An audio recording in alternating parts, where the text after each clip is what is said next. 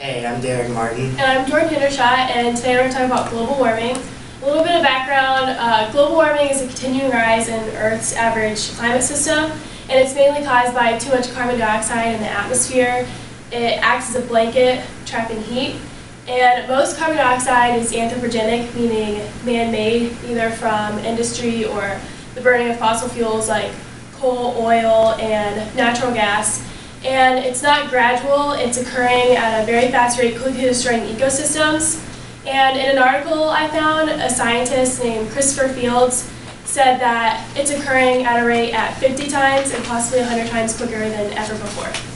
And that's why we believe the most important way to address the global warming issue is to act to prevent it.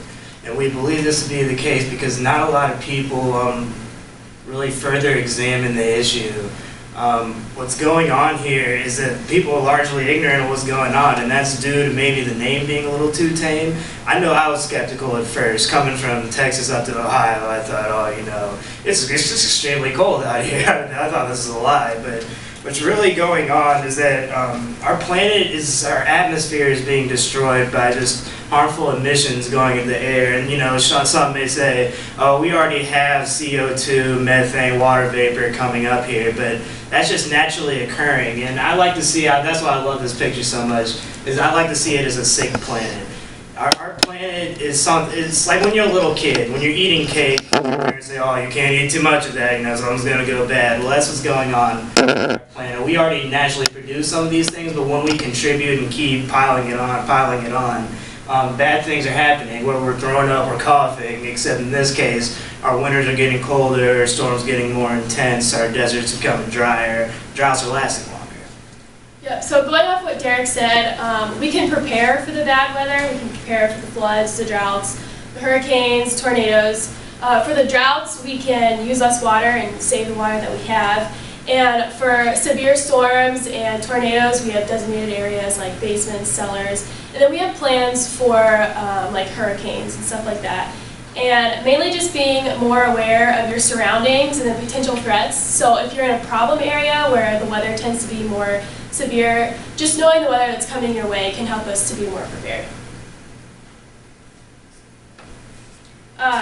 We've done things in the past to prevent global warming. The Kyoto Protocol was an international treaty that was made to reduce greenhouse gas emissions. And greenhouse gases are what cause global warming. And many countries were in that, but the US didn't participate in that because they thought it would cause an economic loss. But what the US has done is they've made factories reduce their emissions, and we've stopped the production of CFCs, which are a greenhouse gas. And I have a few ways from an interesting article from planetsave.com that really shows how the average person can go and make a difference in global warming. And it doesn't have to be a major contribution, but when this piles on with everybody, it can make a major effect. Number one, I'd like to say to plant trees. And planting trees is something simple anybody can do. It's relatively cheap, and it produces more oxygen into the atmosphere, breaks up the carbon dioxide in the air. If you're going to plant a tree, I suggest bamboo. It's the fastest growing tree. It produces 30% more oxygen than just your average tree.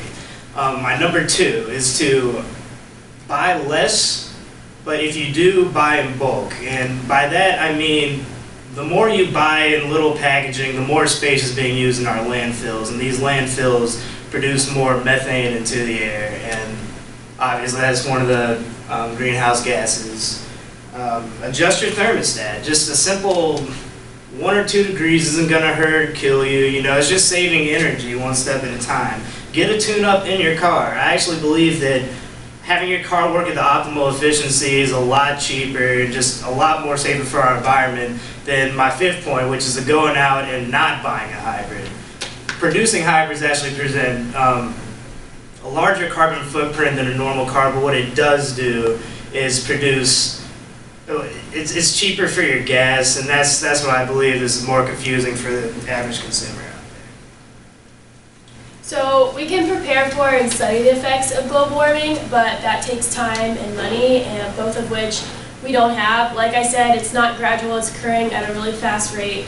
So we really need to act to prevent it now. We need to drive more fuel-efficient cars invest in clean energy, reduce, reuse, and recycle, and just build better communities and transportation systems.